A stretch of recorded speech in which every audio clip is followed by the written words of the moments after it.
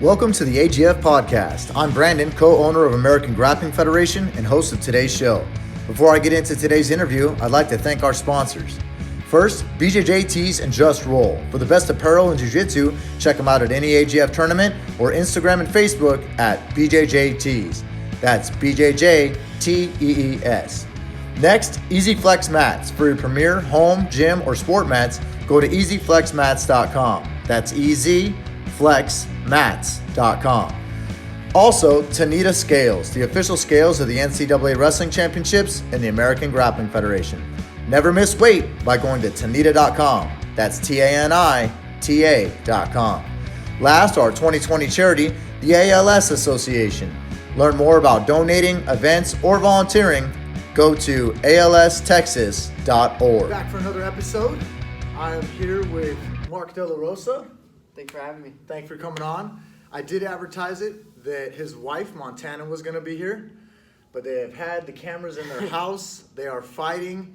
I've known Mark for quite a long time, but they're in the UFC. Is this where is it? New Mexico? New Mexico, Rio Rancho. Rio Rancho. And quote me, I get some of these stats wrong. You guys are the first married couple. I know you're the only married couple in the UFC, right? Yes. But you're also the first married couple to fight on the same card? Yes. Yes. So they're fighting. Mark's skinny right now. He's a little thicker usually, okay? And they fight next week, so hopefully this gets out on iTunes and that kind of good stuff before then. Montana, happy wife, happy life. She has had the cameras in her face for the last week or two, and so she trained and she's just burnt out. So I got Mark instead of both of them. But I'm happy with that. We're good to go. How you feeling? Feeling great, feeling prepared, ready to get in there. Good. I'm excited. We were here recently with your coach Albert, and then had a great time. I keep saying this, one of the best things I like about this podcast is I get to sit down with people I don't normally sit down with. I've seen you around the scene probably since you were a white belt or something, and I watched you progress all the way up through black belt, and then go into UFC and MMA. It's really awesome to watch. How old are you now? I am 25. 25, kicking ass and taking names. I think I first met you when I was like 15. I think I was 14 and a half or 15. It's been a long time. Do you remember where? I think it was at a tournament. Yeah, I think it was at a tournament, and you had a match against Albert. I think it was like an 8-man tournament way back when. I think the fight to win. We were brown belts. Yeah, brown belts. Yeah, you had it's like an 8-man tournament. Yeah, that was when Seth Daniels from Fight to Win Pro was running the Houston scene. That was an interesting one. That was they had Carl Prater, Daniel Moraes just came in off a win off Marcelo Garcia, and half the people didn't even know who he was. I was like, why are we even here? This guy's gonna wreck us. And he even smashed Tony. Tony's a very physical grappler. I was like, wow. I was shocked. That's cool. Yeah, that's interesting. So, man, I guess we'll just start from the beginning. Tell us a little bit about your. I know some of your training. You train boxing, jiu-jitsu. Of course, you do everything, but. I know you train with Tony Cabello. You still with him? Yes. Yeah? So start us out. Tell us how... I started boxing with Tony when I was 13. I couldn't afford jiu-jitsu at the time. I was super interested in jiu-jitsu, but we couldn't afford it. So I just stuck with boxing. And then Genesis ended up opening up, I think, in 2012. And I ended up stopping in and watching the first class. And then my dad signed me up the next day. The prices were better. And then we ended up working out a deal with Albert where we did some gym work and stuff like construction and made some locker rooms and stuff for our membership because I have 6 brothers, 2 sisters, and we were his entire kids class. So that's a big bill. Yeah. So we ended up working out a deal and stuff, and just me and Albert hit it off. Him and Tony took super good care of me. Saw how hard I wanted to improve and how I was super interested in it and stuff. So they kept invested a lot in me. Took me to tournaments.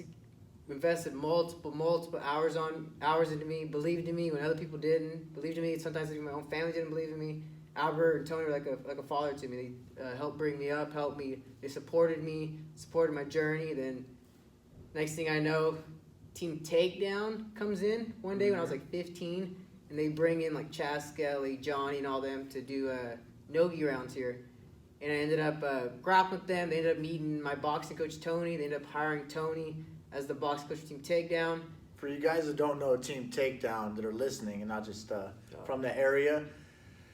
Mark Lehman came in, right? They moved in from Vegas, left Cobra Kai, sold it or whatnot. I don't know the details on that. And they came over. That's where Johnny Hendricks, when he says Johnny, he's referring to Johnny Hendricks. Bedford went there sometimes. Bedford, Shane Roller. Yep. Jared Roshaw, Jake Roshaw.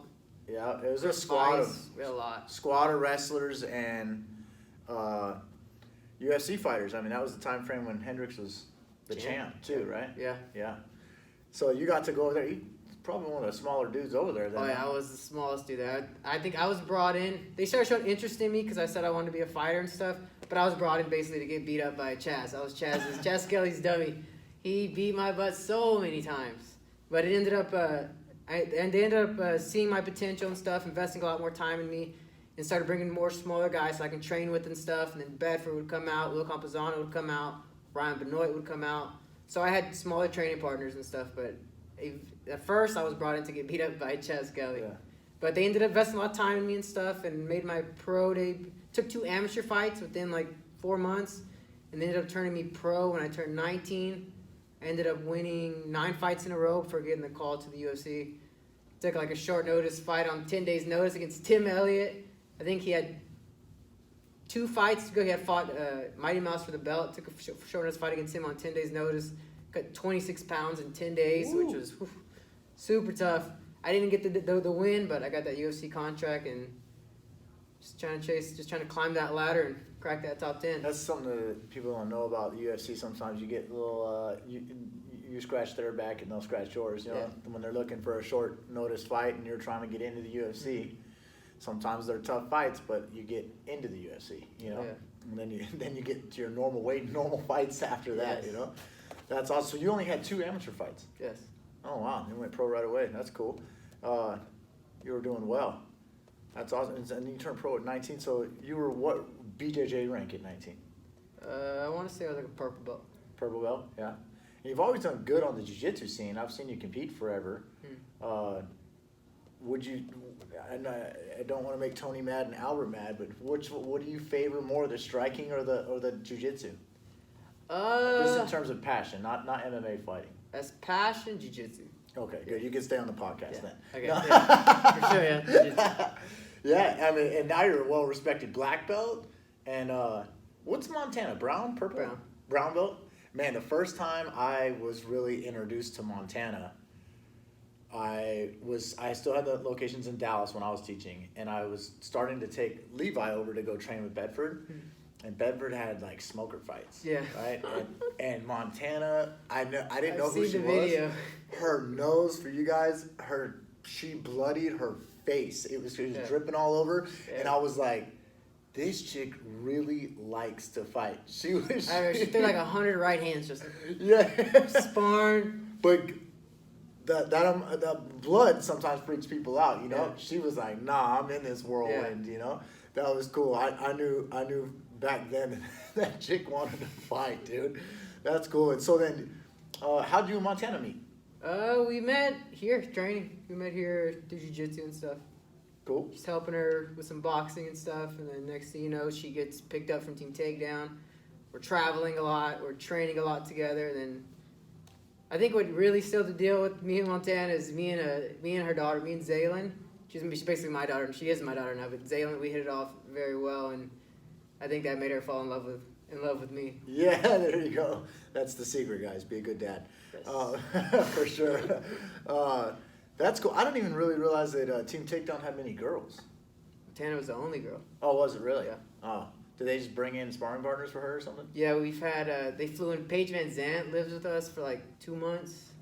They brought in her, a couple other girls, I don't remember their names, but used to bring in girls all the time. Yeah. Andrea Lee used to bring in a bunch of girls. Yeah, I cornered Andrea in her title fight for LFA.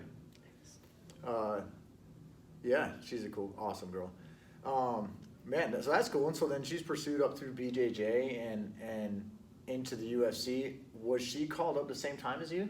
She was on the Ultimate Fighter. She got I want to say, she was coming off a loss from Mackenzie Dern. Mackenzie Dern ended up missing weight. Montana there's always drama leading up to fights. There's no such thing as a perfect fight camp, or there's always, whether you're injury or something. just I know Montana wasn't in her right mind then. It was just a bunch of family issues and stuff. Ended up taking a loss with that. She was kind of like in a dark place, thinking like, I don't know if I want to fight anymore. I want to say we were broke. We were down to like, I think I only had like $200 in the bank. And then I see a commercial for the Ultimate Fighter, and I was like, I believe you can be a champion. I believe you can make it to the UFC. You got what it takes. I was like, you're super young.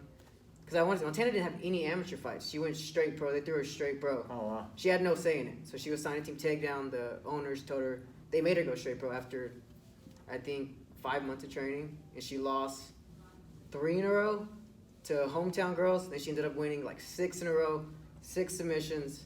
Then she went like she ended up losing to Mackenzie Dern. She ended up losing to Cynthia Cavillo. Then she lost to Mackenzie Dern. And then she was kind of like, I don't know if I want to fight anymore. I don't know if this is for me. Family members, other people, like, you're too pretty to fight. It's not for you, whatever. So she kind of got in a dark place for a little bit. Motivated her, got her back, getting her believe in herself and stuff. Tries out for the Ultimate Fighter, makes it on. Spend my last money. I think I had like $200 in the bank. Spend all that money on a plane ticket. Fly her out there, just a one-way, hoping that she's gonna get on. Next thing you know, she's on. They pay for my plane ticket back. She ends up staying there for another 2-3 weeks. Gets on to the Ultimate Fighter. Makes a pretty good chunk of change being on the Ultimate Fighter. Then gets a 10-fight deal with the UFC. 10 fights. And so that's a large contract. Yeah, it's a big one. Wow. I don't hear very many people getting 10 fights. Mm-hmm. That's pretty large. And I that's pretty cool. That's ballsy. You bought a one-way ticket. Yeah, it's a big. I mean, I believed in her. I know she believes in herself too. But yeah, it was a big gamble. Yeah. That's cool. That's a cool part of the story though. And so she goes on to do that, and now you guys are fighting in New Mexico together. Are you super stoked for that? You guys are making history. I'm excited. We fought on the same card. Our pro debut twice already. So this is our 3rd time, but this is a big deal for the UFC. It's a very big deal. Yeah, for sure. That's cool. And so, do you guys know the fight order? Are you cornering each other? Or do you guys not do that, or what's your plan? I'll probably end up cornering her, but hopefully they'll gap us very wide. So hopefully I'm early on. She's a pretty girl, top 15, so I'm pretty sure Montana will be on she should be on the main card.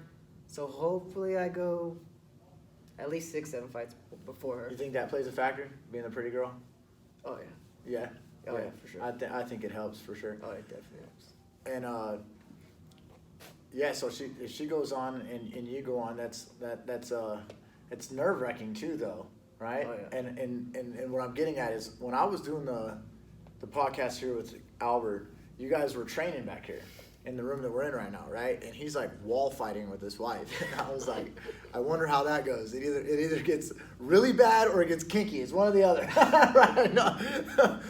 But he said you guys are good. I mean, you're not a huge dude, so you can be a training partner for her as well. You know, how does that? How does training go with her? Does she take? Because your husband, coach, black belt. Do you belt her too? Yes. Yeah. So how does? And she's not here, so you can be honest. But then she's gonna see this. Well, don't do it after the fight. I'm always honest. I'm gonna be honest. I'm always honest. It goes good. It goes good. I give her good looks and stuff. It's a little harder. It's a little trickier. Us being on the same fight card because I have to be a good training partner for her. But then I have to work my stuff too. So I'll mimic her opponents. And then usually ends up with me getting beat up and stuff. So I have to kind of like show my colors and do some things and explode and go to my strengths and stuff. So it gets a little frustrating times here and there, but it's fun. It works out. It works out well. It works out very well. And besides fight camp training though, do you guys like start discussing stuff and all of a sudden you're on the mats, or how I mean, as a couple as a profession, you have people who are couples that do jiu-jitsu together or do whatever, Krav Maga, doesn't matter what it is, and so they can become martial arts together. But you guys are like heavy into the game, being pro fighters, and I mean, she isn't just a brown belt. I mean, she wrestled before, and she knows she wrestled most of her life, or just high school. Just high school. Just high school, but still, she had prior wrestling and stuff. And so, I mean, does it turn into training a lot, or does you guys keep it within the training hours? No, I mean, we don't keep within the training hours. We're training, we train a lot. Sometimes whether we're at the house just thinking of something, even outside of fight camp, we basically live here at the gym. We're constantly flow rolling, flow sparring, flow wrestling, drilling, going over certain techniques. We watch a lot of fight film. So we're constantly always, discussion comes up, or let's just say we want to get a quick workout, or let's say we're kind of getting a little frustrated with each other. We'll come, roll, take it out on each other. Because Montana's super technical. Like I've been training longer and stuff, and I'm stronger and stuff. But if I go easy at all, if she gets a dominant position, she's strangling me. She's put a bunch of my friends to sleep. She's put Albert to sleep. She put Albert to sleep like 3 months ago. But she's very technical, very tough. So I have to, when we roll, we go hard. That's cool.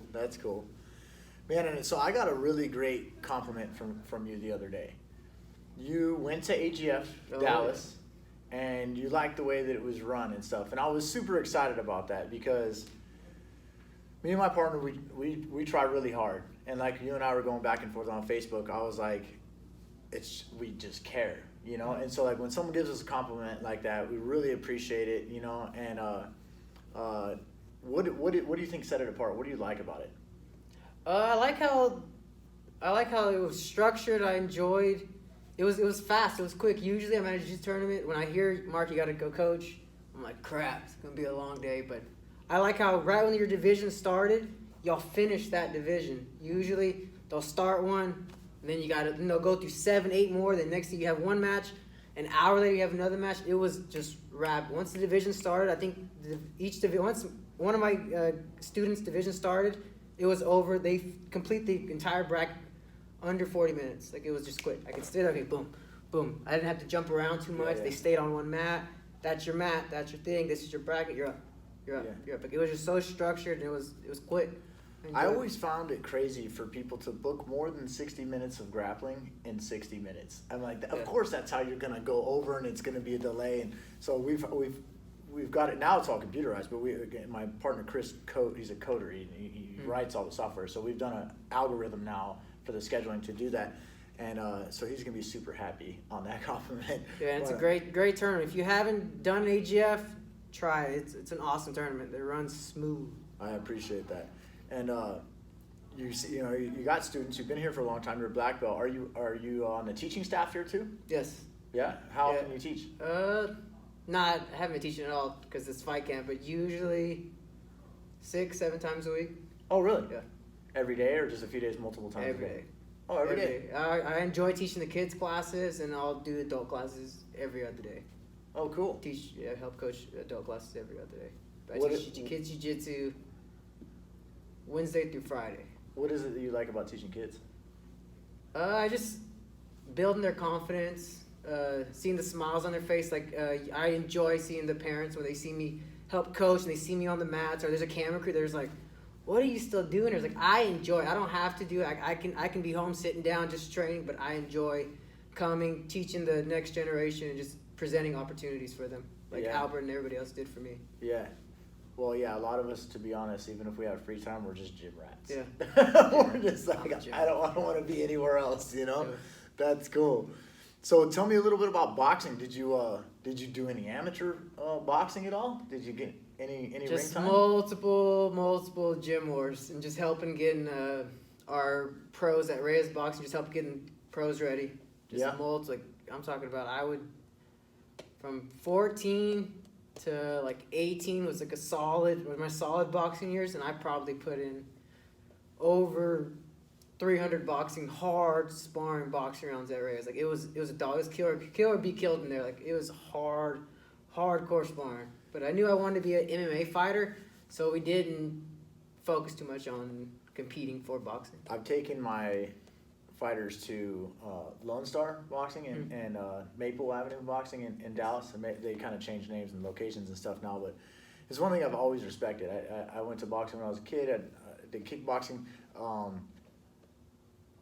People don't really know what it's like to get hit by a pro, or even a 19-year-old kid. Some of these kids got like 100 amateur matches, you know, and it's a lot different, and that ring gets really small. You can't run away from people. Do you think that that's a confidence and one of your strengths now going into fights? Yes, for sure.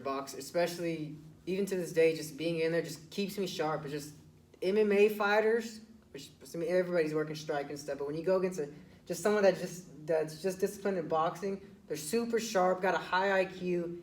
I know 15-year-olds, 16-year-olds that are laying dudes out that they're only got like 20, 30, 40 amateur fights, but these guys hit hard. Yeah. And I mean, your career as an amateur boxer is longer than MMA fighters. So these guys are very skilled. Yeah, for sure. Do you train much legs these days? You kicking people in Muay Thai? Yeah. Oh yeah, I'm kicking a lot. I'm kicking every day. Yeah. Every day I'm throwing kicks. That's dangerous. I mean, it's people like you that are the next generation that started training after MMA became more popular. So you had the opportunity to train as a kid before you're an adult, and you got all the boxing hours in. You got the jiu-jitsu. So it's like you got these hands, you can throw them at will because you got a black belt on the ground. And then you train with all kinds of wrestlers. Did you wrestle at all, or just jiu-jitsu? But still, like team takedown and all that, it's wrestlers are us over there, right? Oh yeah. And sure. So like that's got to give you more confidence having the black belt as well to be able to throw because you're not worried about hitting the floor. Yeah, but it's just a little tougher. It's just yes, I have a black belt, but MMA jiu-jitsu is just a little harder. It's a different grind. It's not. You got to worry about wrestling. You got to worry about posture. You got to worry about elbows. It's not easy just because next thing you know, I can just lay on my back and just try to throw up stuff. But if I got a solid wrestler with solid defense, he's staying on top, grinding out the round. Next thing you know, you lose the round. So you got to be able to do it all, mix it all up. Yeah. Jiu-jitsu, if it's not there, you got to scramble back up, get on top position, top control. Yeah. Strike-based jiu-jitsu is different for sure than other jiu-jitsu. Do you guys train strike-based jiu-jitsu here a lot, or is it? Yeah. Yes, we have Eric Sands leading the MMA program, and he already has an awesome wrestling background and stuff as far as coaching and stuff. So he's been mixing it up with us and breaking it down and everything. So all our jiu-jitsu guys are becoming solid wrestlers. Our MMA fighters are we're getting like a Khabib style, just going over wrist wraps, traps, anchors and stuff, just expanding your IQ. I taught wrist trapping this morning in a video. Yeah, for sure. And I've always called it the handcuff, but even in our school we call it the Khabib. Because they got to build their base to get up, and then you break it down and then punch them. It's god awful, and then your arm gets stuck. Oh, dude. Yeah, right. Those floating ribs, and they turn the wrong way. I've had like three of my training partners. I've actually popped their ribs just from that wrist right. Them turned the wrong way. Just pop. Ooh. Dangerous position. What's your how many fights you had in the UFC? What's your record now? I'm 11-3, and I've had five fights in the UFC. 5 fights in the UFC. Do you have more fights lined up after this, or is it one at a time right now? It's one. I think I got 3 more fights on my contract, but it's just one at a time. I usually renegotiate when you start getting towards the last one. You're in the 25 division, right? I've been competing at both 25 and 35. They give me the option to go back and forth. What do you prefer? 25. Why? I get down to the weight, but I always feel stronger. I always feel stronger than the other 25ers. Some of those 35ers are huge. They're big boys. I step back in the cage. Even when I make 35, I step back in the cage at 50, and these guys are stepping in the cage 60, 65. Yeah, for sure. Yeah. Bedford, Levi, those guys that I know, they're getting close to 60. Yeah, especially Bedford. He's tall, broad. Like I don't even know how he gets to 30. I've been around him when he cut weight for the UFC, and I was like, dude, this is crazy. Not even no fat on that guy. He's just I don't know. Yeah, I don't get that either, for sure. And it was interesting. We were in Abu Dhabi and we switched over weight cutting tactics. So a lot of people like to put on sauna suits and run and hit mitts and go into the sauna, all that kind of stuff. But Big Slow, the English guy in the UFC, real tall dude. He was in Abu Dhabi and he got us to switch over to the bath, Epsom salt baths and the wrap towels with. That's what I do. Yeah, with gosh, I'm blanking out on the name. Not Sweet Sweat. Yes. Right, and you put on a Sweet Sweat and you can alternate. 'Cause sometimes you want to feel like, let's be real. You got to feel good. Like going into a fight, you can't be feeling lethargic or unconfident. But when you're like hitting pads or mitts in a sauna suit and you're sluggish and your timing's off and you're tired as hell and you just don't feel good. You don't feel confident, you know? And then you're also burning a lot of energy compared to when you're like in the bathtub for 20-minute or 30-minute sessions and then in the towels you're watching Netflix. Yeah, you're just chilling. You know what I'm saying? It's a lot easier to process. I do like that that has switched over a lot. Yeah. A lot of fighters have switched over to that. And so you prefer that method too? Yeah, huh? I've been doing that method since I've been working with George Lockhart. Like it's easy. It's soup. You sit in the bath, right? You get hands deep. They wait for you to start breaking a sweat. They start the timer, 15, 60 minutes. You got a good sweat. You get out, put the sweet sweat on, lay you down, maybe put a sauna suit on, wrap you up in towels, and you just sit there. As long as you keep breaking a sweat under like 2 minutes, you just stay in there. I think I've stayed in my first time I did that. I did the 15 minutes in the hot bath. They wrapped me up in the towel. I sweated for an hour straight just laying down. I just laid down, just meditating, just sitting there, just thinking about the fight the next day. Next thing you know, I get out, step on the scale. I dropped 6 pounds in an hour. I was just sitting there, nothing. Usually I'm hitting pads. I start cramping. You're just pushing, doing a bike, and just burning yourself out. But the baths, that's a smart way to do it for sure. Yeah. And so then you just did the bath once and then the towels. We alternate. So we'll go like, each person's different, and then I also figured out it's different. Usually I'll do it more than once, but usually my first time I did it, the weight was just coming off quick. That's good. So depending on how heavy you are, depending how much the water is too, though. Yeah, they make sure it has to be 100. Once it's 108, like it has to. They keep it between 107, 108, and that's just my. Yeah. There you go. That's some good advice. Yeah, so we did like 20 or 30 minute sits in each, the towel, and then we would do it like back and forth, back and forth, back and forth. So we may have done it 3 or 4 times for 20 minutes in each. But yeah, we got the little tilted Netflix, what do you call it, iPad tilt holder, and we're just trying to watch episodes. And sometimes, it's good to take dudes out of their element, of their mind, the mind.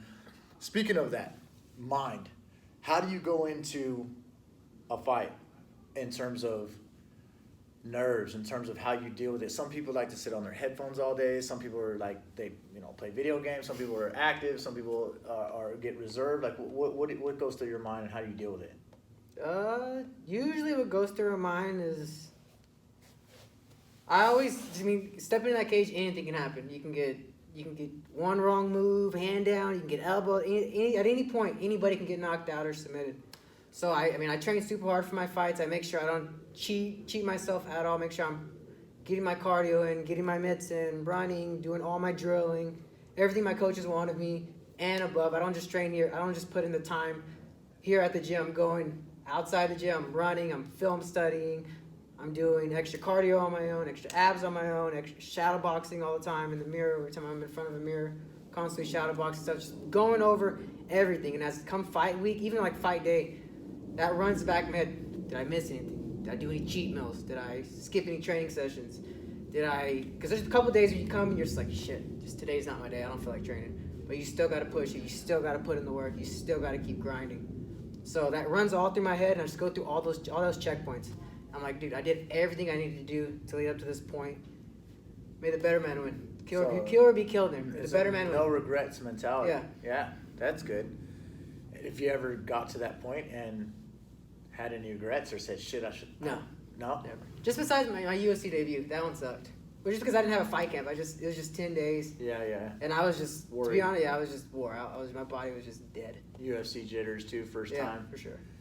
I've said this on another podcast. Like, I never respected fighters so much until I got, like I said, I had the opportunity, to corner Bedford. I cornered him in Brazil, Abu Dhabi, San Antonio, Detroit, like all over. But man, the freaking UFC, because the venues are huge, know, and when you walk out of that tunnel, name going everywhere. And I'm just the coach, and I'm like, oh my god, right? And imagine being the fighter. Yes, dude. Like, that's just. Do you love that? Do you get off on that, or is that part of the process? Do you not like it? I think it's just part of the process. I enjoy it. Yeah. I'd like to compete, and I'm competing at a high level. Millions of people are watching. Yeah. So I enjoy competing. I enjoy that feeling. Good. Yeah. And getting to that point right there, and people are going through, or not going through, but walking out the hallways or whatever, that kind of stuff. Do you have any routines? Or are you just walking out? Is it another day in the office? Just another day in the office. Yeah, just walking, a couple stomps, move my hands a little bit, and just ready to make that walk. Just every time, I can't explain it. I just zone in. You gotta zone in. Who typically corners you? Tony Cabello's always been my corner. I got Tony Cabello and Eric Sands. Cool. cool. I've actually got to cross train with Eric. I really like him. He's a nice guy. Ex-Air Force as well too, and all that good stuff. He's a student. What I enjoy about him is he's constantly learning, constantly trying to improve as a coach. So he brings that energy, whether there's 2 people training or 50 people training. He just brings that energy every time. He's an awesome coach. That's cool. Yeah, I'm still a student of the game. It's one of my favorite parts just about jiu-jitsu. I know we're talking MMA. MMA obviously progresses still too, but like I even tell people the fundamentals of jiu-jitsu change. Oh yeah. You know, like the backtrap system that people are doing. The high elbow guillotine is no longer the grab the head and rip it off. Yeah. You know? it's technique turn. Even the fundamentals change, which is a trip. You know, like people always talk about the fundamentals of fun. And I'm like, man, the 1950s ain't the 20s. You know, like it's definitely changed that way. That's awesome. So, do you have any plans in the future? I have as far as fighting. Life, fighting, a house, car, anything you want to go somewhere, anything like that. I'm thinking. Well, me and the wife are planning on going somewhere. Hopefully, maybe the UK or maybe Italy. Somewhere we want to go overseas. Go to Italy. Yeah, we want to go overseas for sure. That we have a nice house now, but we want a bigger house. So maybe a bigger house, and we're definitely going traveling. Well, maybe Italy or Hawaii. One of those. But we have a coffee business, Delarosa Coffee, and cigars. And it was like a one-time deal. We did like a launch of over like 5,000 cigars, and I think we sold them all like 3 weeks. So you're gonna do it again? We might do it again. I would do it again if you sold them all. What? How did you get connected into the coffee and the cigars? Like how did that come about? Awesome opportunities that's been presented. Just I guess I've had for the coffee business. The guy reached out to me and just liked the way I carried myself, liked the way Montana carried herself, and just wanted to help us out. Wanted to present this coffee business and stuff and put our name on it, and it's been taken off. And the same thing with the cigar company. Had a cigar guy hit me up, messaged me, wanted to collaborate and work, and it blew up. From the outside, I didn't know if you were like a cigar guy. I was like, I've never had a cigar ever. You know, we're not cigarette people in our industry, you know, but I do smoke a cigar personally on New Year's Eve or some occasional holidays. You know, I'll have. We went out to Wimberley, Texas, me and my fiance after New Year's, and I bought one for there, away from the kids and stuff like that, But I was like, man, I think Mark might be a cigar guy, So now you're like, no, I don't do cigars. I'm my own cigar guy, yeah, just my cigars. Yeah, there you go. No, that's interesting, and I respected that too, because not a lot of fighters do other financial ventures, So from an outside, I saw you hitting it up on Facebook and stuff like that, and I was like, oh, sweet, Mark's putting money in different directions, and I really like that about what you're doing. I mean, I don't know your finances, but it looked like you were trying to make moves, and it looked successful. Obviously, now you're saying 5,000 sold in 3 weeks. Yeah, it went awesome. Yeah, that sounds good, and you were doing that, so I respected that from a distance, and being an entrepreneur myself. And so you don't have any other business things you're doing right now in terms of? There's some stuff in the works. Some stuff in the works. There you don't go. talk about it. There's always something in the works. We've been blessed to have this opportunity to have this platform and stuff. So a lot of opportunities have been coming up. So you might see some more stuff. You're definitely gonna see some more stuff. Your stock's growing the longer that you're in the UFC, the longer that you and Montana are in the UFC, the longer that you guys are the only couple in the UFC. You guys got a lot of things going for you. You know what I mean? So you got to ride that positive wave. Sure. You know what I'm saying? That's awesome. And so the little one, tell me her name one more time. Zaylin. Is she in jiu-jitsu? How old is she? She is 8. Is she? She'll be 9 this Saturday. Yeah, my boy's 8. Is she in jiu-jitsu class? Is she wrestling? She does jiu-jitsu privates with me. She wrestles 3 days a week, but she's coming back. She did AGF. Okay. She did that last AGF. And now she wants to start competing in jiu-jitsu again. So she's doing jiu-jitsu and wrestling, but she's definitely hardcore into wrestling right now. Mom wrestled, and then obviously see the benefit of wrestling for mixed martial arts. Are you guys gonna hopefully? I mean, without pushing her, are you guys trying to get her to wrestle collegiately or anything like that? Or she says she does. She wants to. Competition's getting real hard for her, and now she killed it from competing from 5 to about 8 to now. But now all the boys she's beating, they're all starting to train more. They're starting to study her. They're starting to plot against her and stuff. So she's been having some real tough matches lately and stuff. So majority of her matches against guys, huh? Oh, all her, yeah. She usually wins the girls' divisions. She does the boys, and that's where she gets all her competitions. The boys. So she does girls and boys same day? Yes. So she can actually get more matches in than a boy. Oh, yeah. Because Sure. they don't. She'll go back and forth, back and forth. Dang, that's an interesting fact. So they can get more competition experience in. But I do not like the wrestling tournaments. They last forever. Yeah. She'll start like 8 in the morning, and she won't be done until 8 at night. Local ones, she'll start about 8 and be done by like 5. Like we're there all day. The whole day's gone. The whole day's gone. Whole day's gone. Gone. I want to be packed up, truck gone. I'm already at Papa Do's. I'm eating my 5 for sure. I tell my guys at AGF, I'm like, nobody's getting paid until the truck is packed. All of a sudden, boom, truck is packed. You know what I mean? For sure. Well, that's cool. You know, like I have kids. My daughter's 10. My son's 8, and they're bouncing around between soccer, baseball, and jiu-jitsu. You know what I mean? But that's something that I almost want to force. I was talking to Danny Alvarez about this the other day, and at a certain point, you're like, we have the secret weapon. We know martial arts. We know something over the average person, and we would want our kids to be able to defend themselves. Yes. You know, I like what Danny actually said the other day. He said something that's interesting that isn't always brought up. He's like, can you imagine being a parent and sitting at the office and your kid's getting bullied, or just even not getting bullied, and you're like, oh, I hope my kid's going to be okay. But a kid that's trained, you know, you go to work and you're like, my kid will be all right if they get messed with. You know, you're always going to worry, but, you know, so it's interesting that I never had that feeling with mine, but think about it now, that feeling probably would suck. Yeah, I know, yeah, Definitely exactly. suck. And then it's like a thing, too. All of us black belts, our kids are always really good. You know, you never go to a tournament or anything like that, and the black belts kids suck. They're always really good. And I think we throw out some of the games in the meat potato. We just give them the meat potatoes, and they learn the really good stuff. And we know what's fundamental. We know what you should and should not. You know, especially in the beginning. And I think that really helps the benefit of of having it.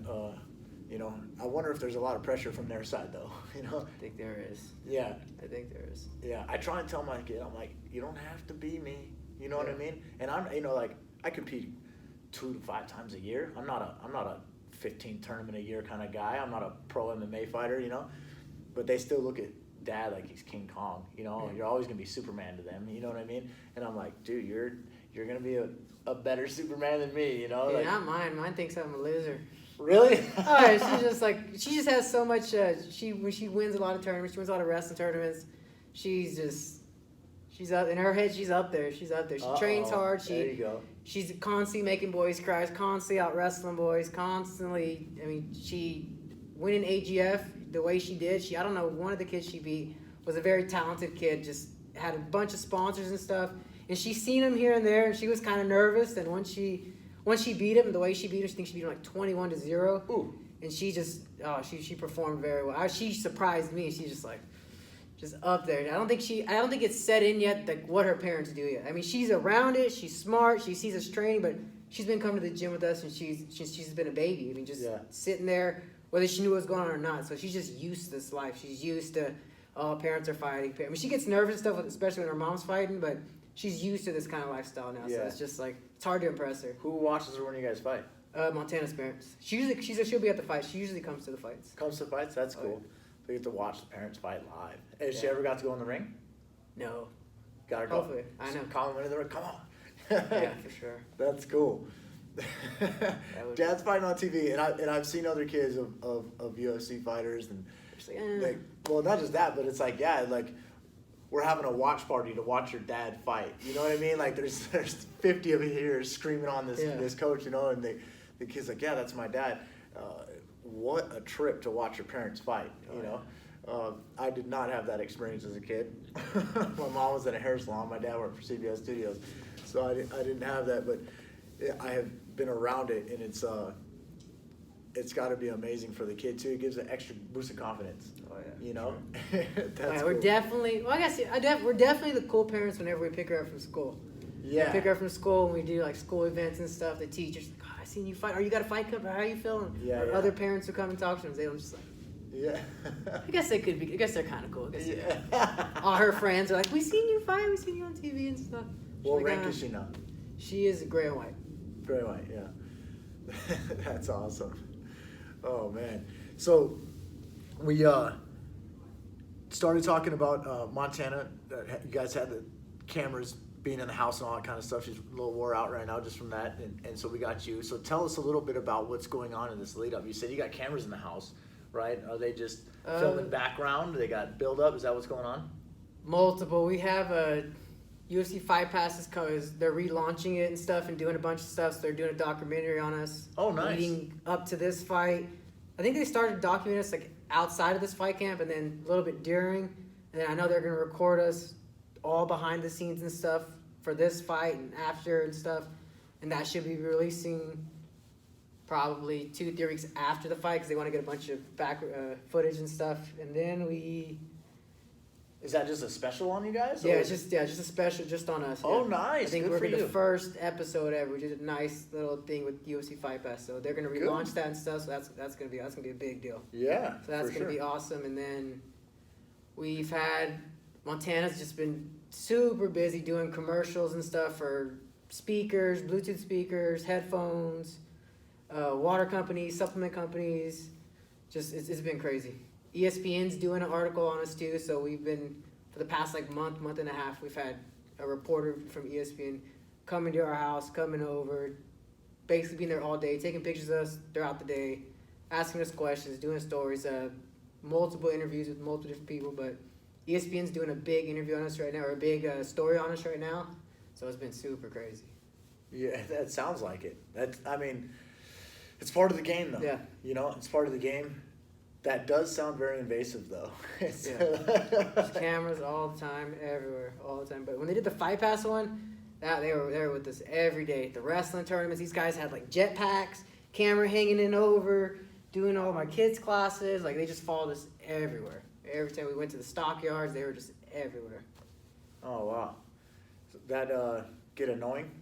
It doesn't get annoying, just because it goes with it. It goes with it. Before, no one could give two craps of what I did, how I trained, how hard I trained, or what I was doing. Or, Someone cares now. yeah, like they care now. Yes. That is a lot of work and effort to put in. Oh yeah, it's a lot of work. It's a lot of work to get to this point, and I want to keep continuing. Well, you're young too, and you got plenty of career ahead of you. She's young too. How old is she right now? 24. She'll be 25. She weighs in on her birthday. Montana's a Valentine's baby, so her birthday's on Valentine's. At least she gets to eat on her birthday. Yeah, she gets to make weight, then eat on her Yeah, birthday. there you go. Oh wow, that's a trip. So you guys are only a year apart, so both of you guys can grow in it as well. That's awesome, man. I'm really excited for you guys. I mean, obviously making waves and making history with that, and everyone in the local area, you know, it doesn't matter what school they're from, not even just local area, Texas. You know, I'm from Cali, but I'm a Texan now. Mm-hmm. You know, I've been here 13 years this year, and doesn't matter if you're from Corpus, you know, Roger and Arvish, or you know, someone from Houston. We're always going for the Texas guys. Oh yeah, you know? for sure. And I know, like, I've talked to a lot of people. I know a lot of guys are rooting for you in your corner. You know, and that's what it's about. I love that vibe. You know, that we get by backing fighters as well too, Oh, yeah. and the connection. You know, we're not best friends or anything, but we've, you know, not had this interview. We've come across each other training and at tournaments and stuff. So when you fight on TV, the connection that I have, it's like, I know that guy. I hope he wins. I know, so I've seen his done. Like, I hope those guys win. You know, Yeah. and also being around it as a coach. Like you said, when you were broke, man, I've been around fighters where they needed that paycheck. I know what's going on. I know about their house payment. I know about their car payment. I know they got a baby coming, or their third baby. You know what I mean? Like that kind of stuff. And being around the game, you know what I'm talking about. So sometimes you really want that dude to win if you know him on a personal level. Yeah. You know what I'm saying? I'm like, we're trying to get a house done. Come on. Come on. We need the down payment. Or we don't want the house to foreclose. One or the other, right? Yeah. That's a trip. So that's awesome. You still train here. You're still coaching. You're still in the game. Does Montana teach her? Yes, she teaches the kids classes too. You guys do a duo teaching, Yeah. or she does it? Oh, cool. Yeah, we do, Yeah. How many kids teachers do you have on the mat at one time? On a good day, like 8.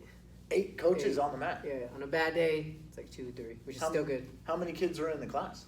It varies. We could have anywhere from 10 to 40. Oh wow. It varies. Yeah. The kids usually love or at least our kids, they usually love the Nogi days, which is Thursday and Friday because we tend to play more fun games with them and stuff. So those are our most packed We days. leave the games out of gi day. Yeah. Why is that? No, it's just we tend to do a lot more drilling and stuff whenever the kids are doing the gi. How do you teach the format? Everyone has different ways that they teach kids. What kind of format do you do? Do you make them positional fight? Do you do specific drilling? Do you let them free roll for 2 minutes? Do you what's your guys' format? Usually we warm up. The classes are 45 minutes long. We warm up for about 10 minutes. We drill for another 25 minutes. Whether it's guard passing, grip breaking, takedowns, simple basic submissions, just side control, side control, back control, attack at the back, and stuff like that. Just super simple stuff, and then we'll roll the last 10, maybe 15 minutes plus. Cool. And Genesis, just being with the AGF and stuff, I've always seen it be successful at tournaments. Mm-hmm. So that's a good format that's going for you guys. Oh yeah. And 45-minute class. That is, if you look around, sometimes that's a shorter class. Oh, yeah. Some people do an hour class. Yeah. Do you guys do basics and advanced, or is it just all levels? We do basic and advanced. So we have a class from 5 to 5:45, which is usually the basic, and then 5:45 to 6:30 is the advanced. And sometimes we'll get a mixture of both, and we'll just separate the classes. Beginners over here, advanced over here. Cool. And with the advanced, what do you got to be to get into that class? You have to be gray, black, and above. Gray, black, and We have some gray and white belts. We have some kids that are really advanced, and so they'll jump to the advanced class, but usually gray, black, and above. Cool. And you guys do the same thing with adults? You have basics and advanced like that too? Yes, we go blue belt down and then blue belt up. We separate them. And when you do the white belt, the longer that I've been a black belt, I have actually been more interested in the fundamentals class and how people structure their gym. When I first started teaching, I was a brown belt. So when I first started teaching in Waxahachie, Texas, I was the only gym. So everybody was a white belt. So I built them from the ground up. It was all fundamentals and eventually grow into advanced and stuff. Being a larger gym over here and you have basics and advanced, in the basics class, do you just cover blue belt curriculum, or is it all those styles or all techniques? I mean, are you covering De La Riva, quote unquote advanced? As for whenever I teach, Albert will mix it up in there. As far as whenever I'm teaching the adult class, I keep it super simple for the beginners. Basic mount escapes, escaping we do a lot of escapes. Mount escape, back escape, recovering side control, and then once they start getting good with that, we'll start going over top control, passing, just basic go-tos, checking the hips and north-south, and just covering those. And then as they start getting that down, then we'll start going into heavy submissions, whether it's triangles, arm bars, triangles, omoplatas, roll throughs, back on top. It's a never ending. I always found that the longer I teach, I realized that the triangle is the most complicated, yes, quote unquote, basic technique, like guillotine, arm bar, collar choke, and then there's the triangle, where there's 20 little minute things you got to do to finish it. You know what I mean? I found that to be do you guys teach in a week-long segment? Yes. 2 weeks on a week-long segment? Some weeks, sometimes 2 weeks, just depending, because we get a lot of beginners. Yeah. And we have guys that can only make it once a week or twice a week. So depending on the class and how I see who's here and stuff, we'll decide whether I do 1 week, 2 weeks, sometimes even 3 weeks, just depending who's been coming, if they're breaking it down, because I don't want to just go in one ear and out the other. Yeah, for sure. And not everyone shows up 5 days a week. Yeah, the main thing what I enjoy doing is after I teach, especially all these escapes, I'll have them, say 2 weeks we'll do a basic mount escape, drill it, go, and then we go live in it. So, all right, we do a good solid 25, 30 minutes of drilling the technique. All right, let's stay with your partner, start in that position, go. And it's positional fighting. Oh, just to make sure it's working, it always stays fresh in their head. I agree with that too. That helps with you and I may grapple for 20 minutes and never land in the position that we trained in class. So you put the work time in by forcing that position in the positional training. That's a huge key in my opinion. It goes with anything. It could be a position, it could be a omoplata, whatever. You may never get there in rolling, so you got to force it in the training. Yes. And I hear you talk about escapes a lot. So is that big on your mind personally, on the first thing that people need to learn is Yes, escape? especially for beginners. Just because when I was a beginner, I was when Genesis had first opened up, I was the only white belt. So it was blue belts, purple belts, and I was constantly getting smashed. Like just mounted. I'd always be in a bad position. And so luckily Albert invested. I mean, all he taught me was escapes when I first started. I don't think I learned any submissions the first 2-3 months. It was just constant back escapes, mount escapes. So that's stuck in my head. So when I look out there, the white belts will go like a blue belt or a stronger white belt, and someone's getting smashed. They're just stuck there. And all of a sudden, I hate when I look and I'll see around, and one of the guys just smashing the guy, and the guy's just sitting there. He's just laid on his back for 5 minutes because he doesn't know how to escape, or he's just hugging. And next thing you know, 5 minutes goes by, and it's like, oh, what positions were you in? I was just here the whole time. Just because you gotta learn how to escape. I like seeing that. I like seeing you're in a bad position. Mount, especially at our gym, it's hard to hold mount on some of our guys. Like even when I mount our purple belts, they're just the basics are there. As soon as I mount, I'm already in half guard. As soon as I take the back, they're already clearing the foot and getting to their side, or they're just hard to tap. Yeah, they're hard to tap. They're hard to maintain dominant positions. You got to start mixing it up. I got to start getting tricky with our purple belts and brown belts. Yeah, don't sleep on purple No, belts. you can't. It's like Don't. people. For me, that's the most distinctive rank in jiu-jitsu. They're no longer fundamental. Yeah. But a lot of them are able to get black belts. Yeah. So they're in that mid-range. They're not as good as brown as black, but they're still you can't sleep on them. Oh, and they got something to prove. They're yeah, ready exactly. To go. Yeah, they got They're something ready to to prove. go. All you There's purple belts. There's some of my hardest rounds are purple belts. They're ready. They want to We're go. gunning for you too. All right. Well, that's good, man. Wrapping up here, you got any last things you want to say? Any shout outs? Any websites? Any sponsors? Anything like that? Just thank you for everybody that supports me.